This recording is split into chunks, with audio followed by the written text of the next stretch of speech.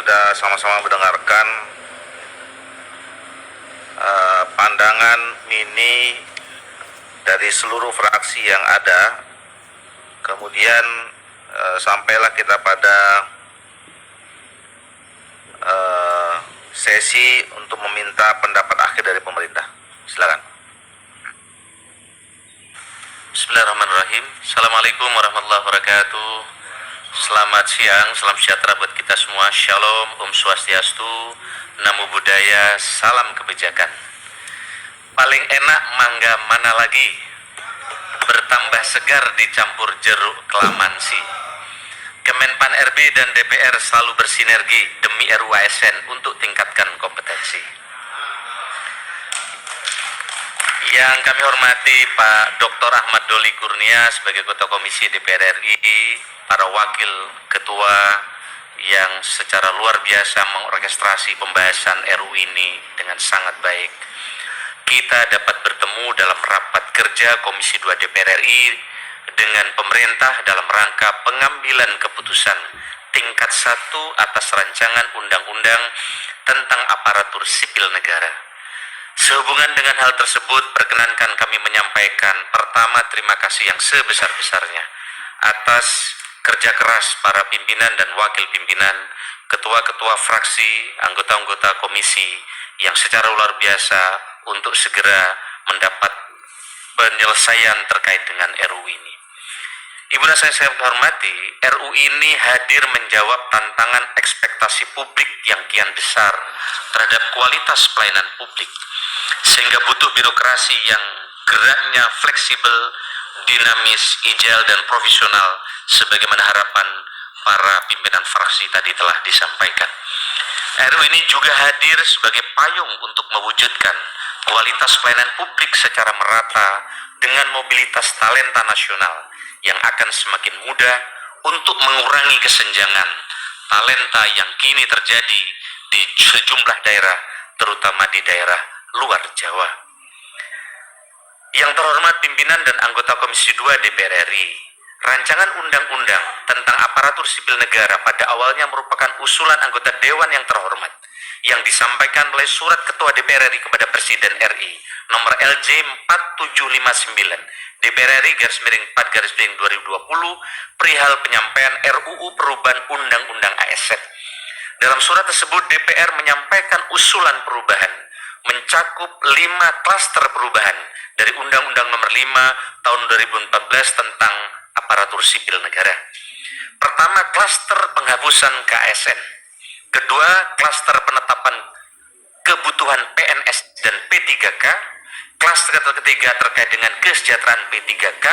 Klaster keempat terkait dengan pengurangan ASN akibat perampingan organisasi. Dan klaster kelima adalah pengangkatan tenaga honorer. Menindaklanjuti surat Ketua DPR RI, Bapak Presiden Republik Indonesia menugaskan Menteri Pendayagunaan Aparatur Negara dan Reformasi Birokrasi, Menteri Hukum dan HAM, Menteri Keuangan, dan Menteri Dalam Negeri mewakili pemerintah untuk melakukan pembahasan RUU perubahan Undang-Undang ASN. Seiring dengan berkembangnya dinamika pembahasan, pemerintah dan DPR RI sepakat untuk menyusun rancangan undang-undang yang mampu menjawab tantangan ASN ke depan agar terwujudnya birokrasi yang profesional dan berkelas dunia.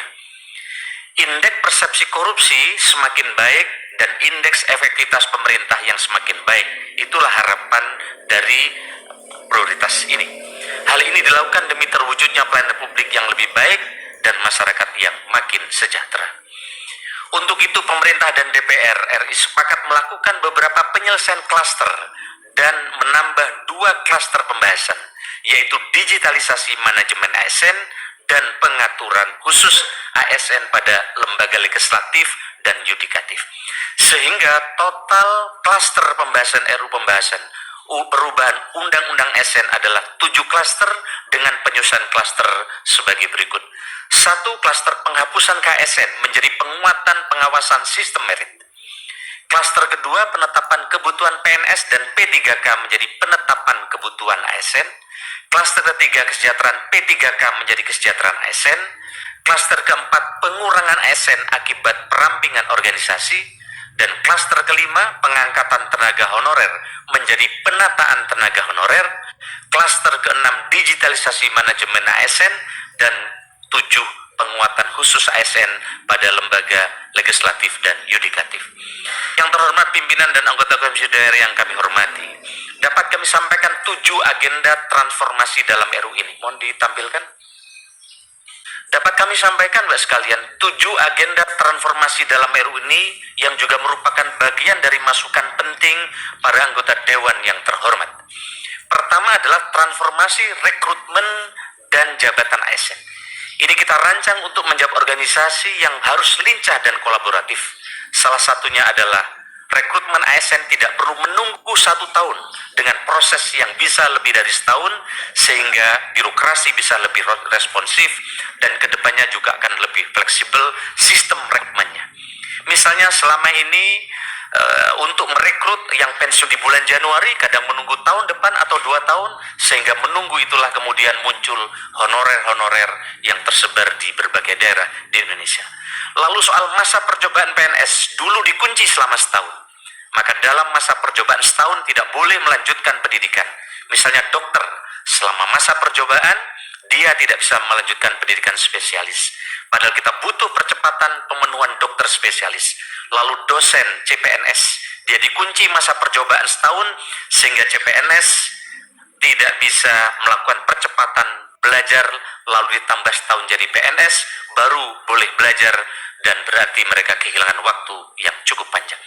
Kedua, soal kemudahan mobilitas talenta nasional. Kita dedikasikan untuk mengatasi kesenjangan. Kita tahu bahwa talenta yang ada saat ini masih terpusat di kota-kota besar saja, terutama di Jawa. Ada lebih dari 130.000 formasi untuk daerah 3T pada tahun-tahun sebelumnya, tetapi tidak terisi.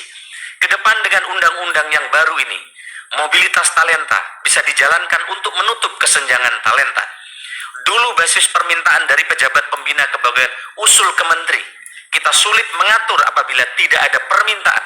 Maka dengan undang-undang ini, pemerintah bisa mengatur mobilitas talenta untuk lebih cepat. Apalagi kita akan berikan reward, kenaikan kelas jabatan atau pangkat jauh lebih cepat dibanding di Jawa atau di kota-kota ketika mereka ditempatkan di 3T tadi. Ketiga, soal percepatan pembangunan kompetensi ASN. Nanti pola pengembangan kompetensi tidak lagi klasikal seperti penataran. Dulu istilahnya jam pelajaran, tapi dengan RU ini kita rancang lebih ke experiential learning, kata Pak Alek, istilah Pak Alek. Ada magang, ada on the job training, bahkan bisa kita rancang sebelum duduk di kepala dinas tertentu harus magang di UMR besar minimal 2 bulan dan seterusnya. Kalau di Dignas ada program Merdeka Belajar, maka di Undang-Undang S ini adalah program Merdeka Bekerja. Keempat, penuntasan penataan tenaga honorer.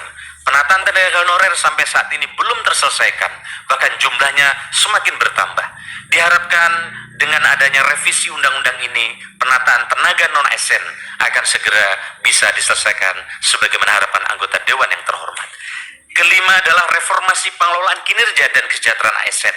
Selama ini 99% kinerja individu ASN itu dinilai baik dalam sistem kita.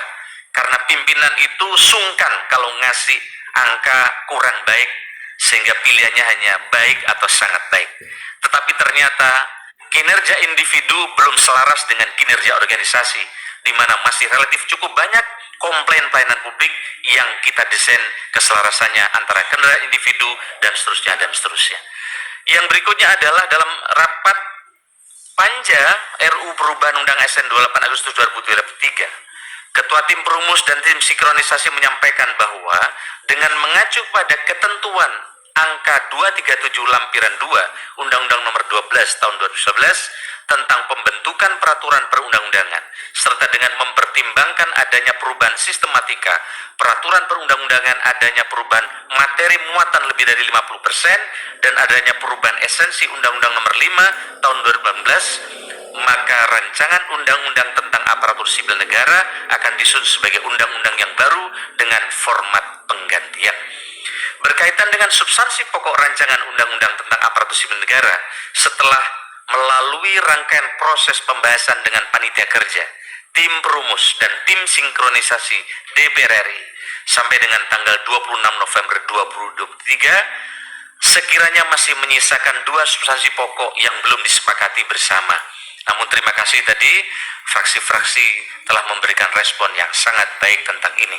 Pertama, terkait dengan pencantuman frase P3K dapat bekerja secara paruh waktu sebagai bentuk perluasan konsep P3K, dan yang kedua, pencantuman frase pembentukan peraturan pemerintah dilakukan setelah berkonsultasi dengan Dewan Perwakilan Rakyat. Dalam penjelasan pasal yang mengatur tentang amanat pembentukan peraturan pemerintah mengenai manajemen ASN. Sehubungan dengan hal tersebut, pemerintah merasa perlu untuk memberikan penjelasan mengenai perkembangan posisi pemerintah atas kedua substansi pokok sebagaimana dimaksud yang tadi kami telah sampaikan juga kepada para pimpinan dan wakil pimpinan dan juga kepada ketua-ketua Poksi. Yang terhormat pimpinan dan anggota Komisi 2 DPR, berkaitan dengan isu pertama, kami memahami bahwa salah satu latar belakang adanya perubahan undang-undang ini adalah untuk menyelesaikan penataan tenaga honorer melalui perluasan konsep P3K yang dapat bekerja secara paruh waktu. Kami sangat berterima kasih kepada seluruh anggota Dewan yang terhormat yang memiliki semangat untuk memberikan kepastian terkait dengan penataan tenaga honorer dalam undang-undang ini, termasuk dengan solusi P3K paruh waktu. Dapat kami sampaikan juga bahwa pada intinya pemerintah juga memiliki semangat dan cara pandang yang sama untuk memperluas mekanisme dan skema kerja P3K sebagai solusi untuk penyelesaian penataan honorer. Namun demikian, pencantuman frase paruh waktu dalam undang-undang ini kiranya perlu ditinjau ulang karena kaitannya dengan semangat yang dibangun untuk menciptakan produk hukum yang tidak mudah diubah-ubah dalam jangka panjang. Frase paruh waktu bagi pemerintah merupakan metode strategi terhadap penyelesaian tenaga honorer. Maka metode penyelesaiannya sangat bersifat teknis karena terkait dengan jam kerja pegawai ASN dan bukan merupakan kualifikasi atau pengkategorian yang tersendiri dari PNS maupun P3K. Oleh karenanya sangat besar kemungkinannya untuk dilakukan penyesuaian di masa mendatang sesuai dengan tantangan dan perkembangan zaman. Untuk itu, pemerintah berpandangan pengaturan terkait dengan P3K yang dapat bekerja secara paruh waktu sebaiknya diatur dalam peraturan pemerintah sebagai peraturan pelaksana dari undang-undang ini. Pemerintah dengan pengawasan DPR RI akan memastikan penataan tenaga honorer sesuai dengan aspirasi dari anggota Dewan yang terhormat, termasuk menempatkan skema paruh waktu sebagai solusi atas penataan tenaga honorer. Selanjutnya, berkaitan dengan isu kedua, kami memahami adanya kebutuhan DPR untuk memastikan substansi yang diatur dalam peraturan pemerintah sebagai ketentuan pelaksanaan undang-undang ini agar sesuai dengan semangat dan tujuan awalnya. Pemerintah berpendapat bahwa proses konsultasi tersebut dapat dilakukan melalui rapat kerja, rapat konsinyering, atau rapat dengar pendapat, dan juga yang selama ini sudah berjalan dengan baik dan sangat kondusif bersama Komisi 2 DPR RI. Untuk itu, pemerintah berpandangan agar frase pembentukan peraturan pemerintah dilakukan setelah berkonsultasi dengan Dewan Perwakilan Rakyat seyogyanya belum perlu disebutkan secara eksplisit dalam undang-undang ini. Selanjutnya, untuk menjamin fungsi pengawasan DPR, konsultasi untuk penyusunan peraturan pemerintah mengenai manajemen ASN tetap dapat dilaksanakan melalui forum-forum konsinyering, rapat kerja, dan rapat dengar pendapat bersama Komisi 2 DPR RI. Yang terhormat pimpinan dan anggota Komisi 2 DPR RI, pemerintah berharap agar undang-undang tentang aparatur sipil negara ini dapat ditetapkan pada masa sidang DPR RI periode 2019-2024.